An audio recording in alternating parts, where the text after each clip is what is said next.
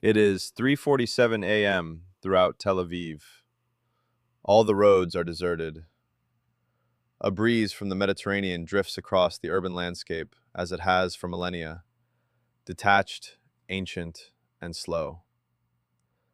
Suddenly, every smartphone across Israel illuminates simultaneously. An emergency notification, threat level 5, go to a bunker immediately.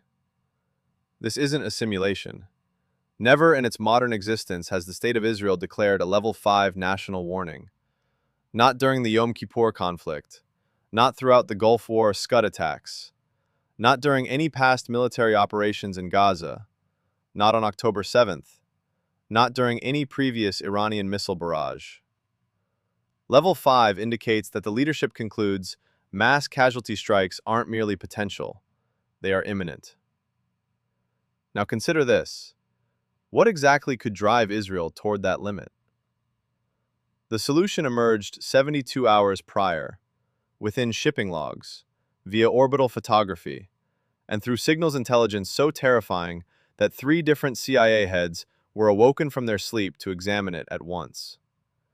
North Korea had recently finalized the most massive ballistic missile shipment in modern martial history. 2,000 Hwasong-31 projectiles sent to Iran, ready for use, fueled, targeted, and currently in Washington, D.C. The bulbs in the Situation Room haven't been dimmed in 4 days.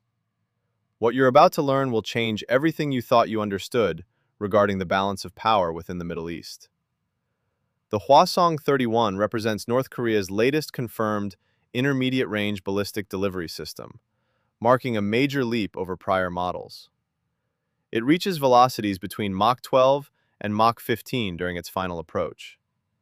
At these speeds, the duration available for a defensive battery to lock on to the descending warhead narrows significantly. Israel's Arrow 3 platform, created for exo-atmospheric defense, was engineered against older generation Iranian projectiles with far lower terminal speeds.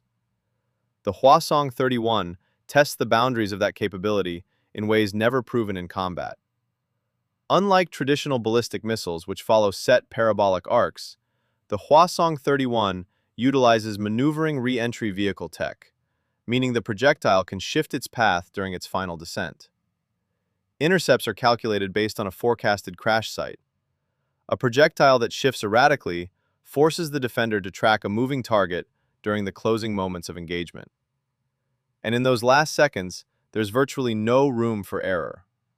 The payload weight varies from 1 to 2 tons in a standard high-explosive setup.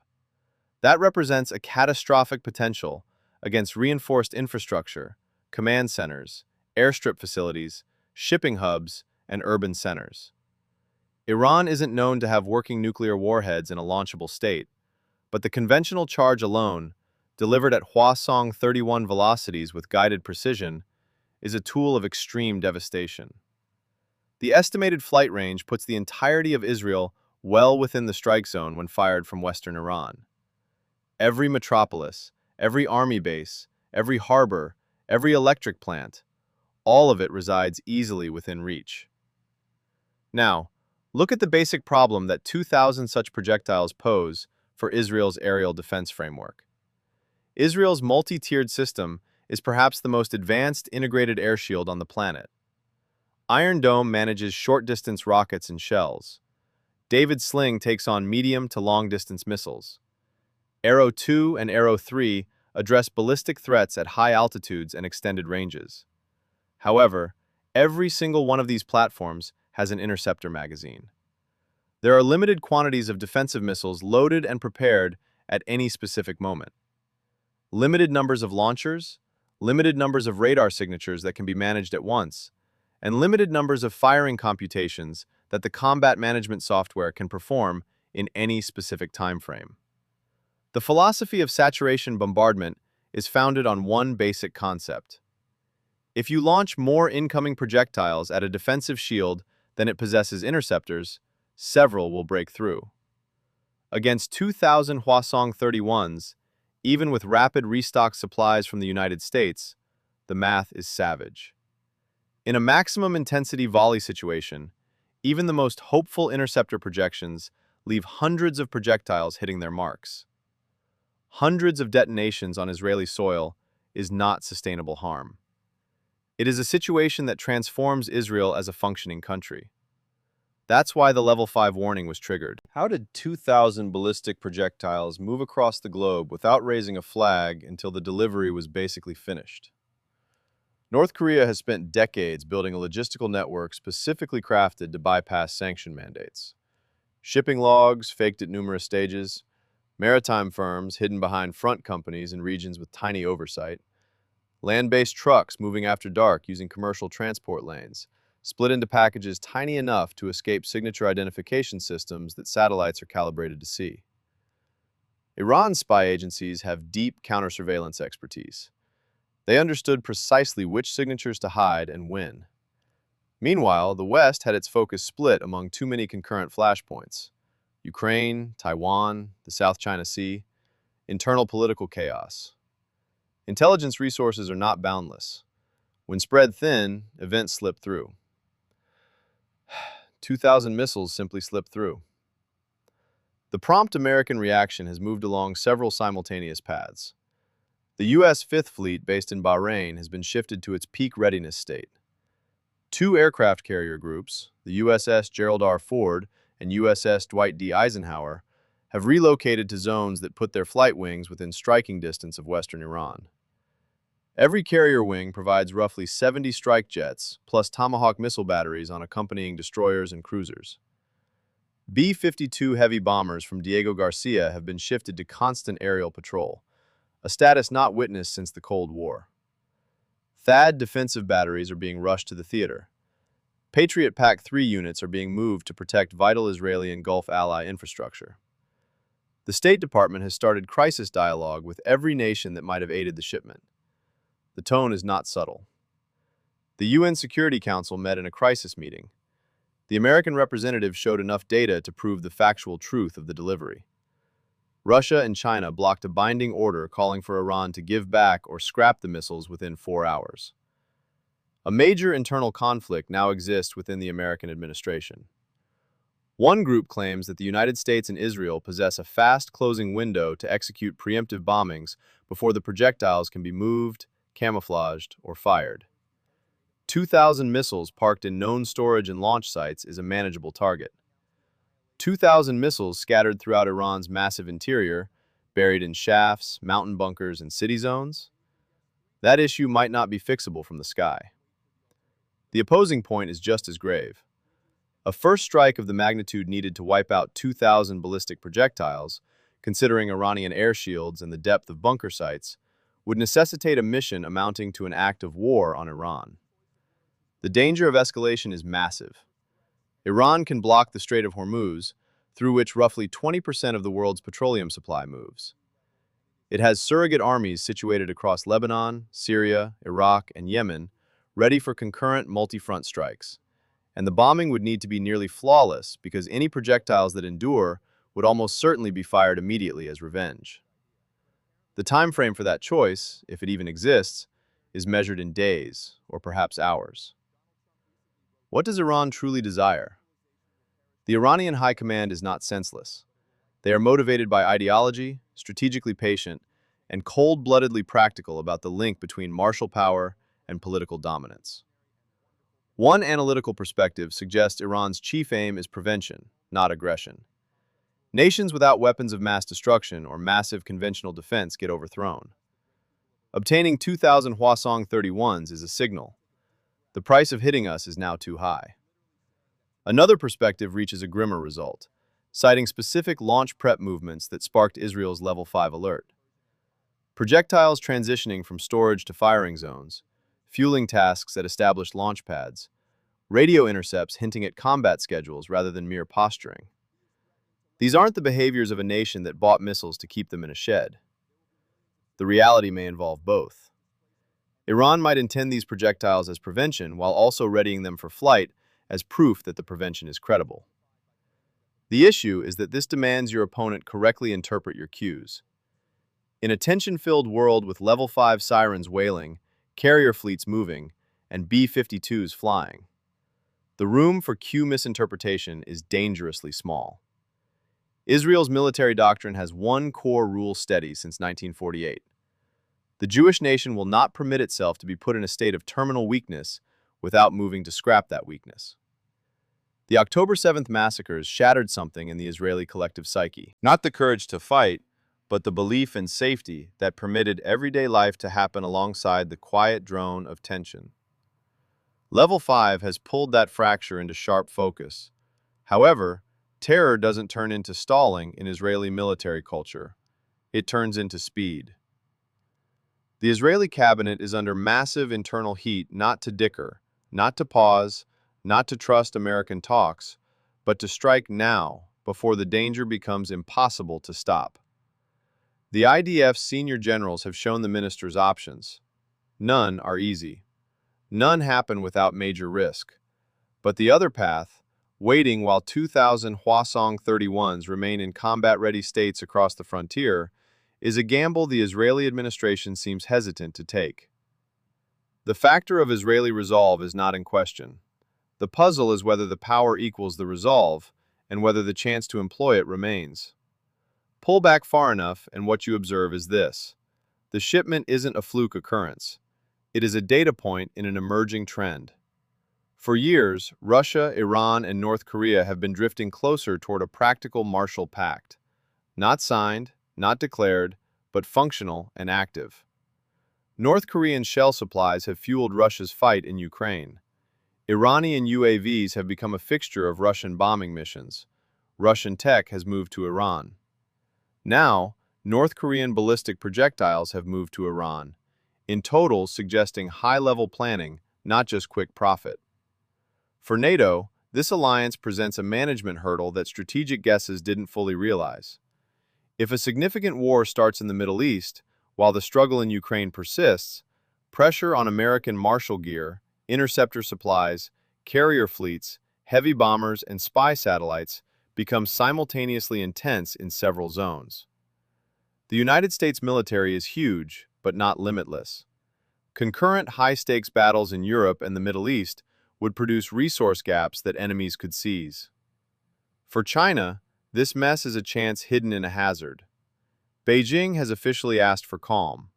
In private, it is monitoring closely how American martial strength holds up under stress, how U.S. partners act under pressure, and what insights can be gathered for military plans regarding Taiwan.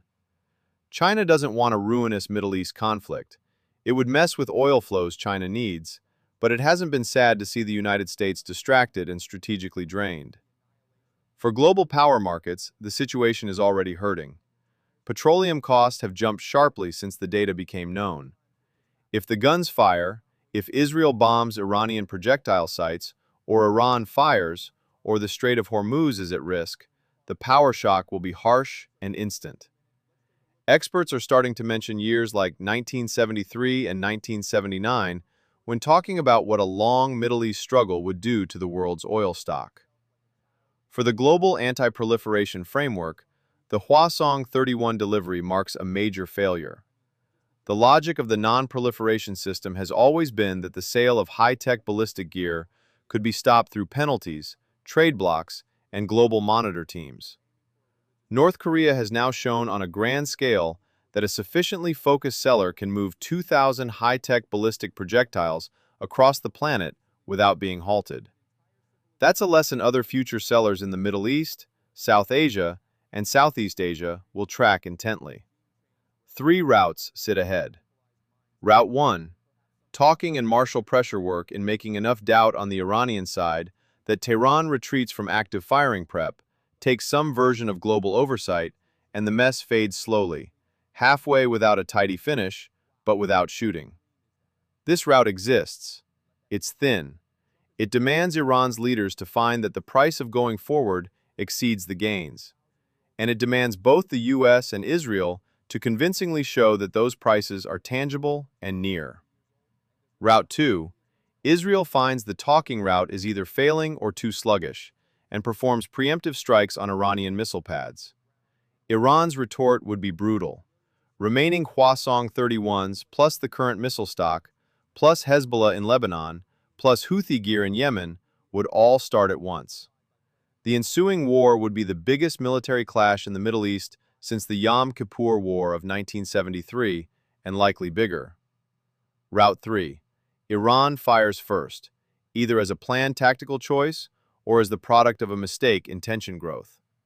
A 2,000 missile volley against Israel would produce deaths and ruin on a scale forcing an Israeli and American retort that would reshape the area's order. None of these routes leads to a tidy or easy spot. The puzzle of which one the globe is about to take is being solved right now in offices in Tel Aviv, Washington, and Tehran, where individuals are acting on very little rest and very high stakes. The presence of 2031 class ballistic projectiles in Iranian hands isn't merely a local event. It doesn't belong solely to the Middle East. It isn't limited to Israel's defense issues, even if that part is undeniably vital. What we're seeing is something bigger. A structural change in the basic foundation of world peace, defense frameworks, power networks, fiscal trust, the balance of might that keeps everything together. And that foundation has already been shaken. Global petroleum markets over just the last 48 hours show chaos rising even without one missile firing. Costs react not just to movement, but to a believable risk. Now envision growth, actual war. Iran triggers its entire chain of local surrogates. Stress builds concurrently across Lebanon, Iraq, and Yemen. The Strait of Hormuz becomes shaky, even briefly. Trade paths close. Insurance costs jump. Supply chains stall. Gas costs soar. Shipping expenses grow. Food gets more costly. Production ebbs. Weak economies buckle under stress they were never built to take. Administrations already handling price rises, debt, and homegrown chaos find themselves shoved nearer the brink. People feel it in the price of life, in job safety, in the subtle dread that grows when systems quit acting normally. This is the true price. And this mess doesn't demand a single projectile to be shot. The basic reality of these arms being ready and active is plenty. 2,000 high-tech ballistic projectiles in place, prepared, accounted for in a grand plan. That by itself is a chaotic force of the peak grade. It forces retorts. It drives military movement. It shifts talk-based math. It updates risk views across lands.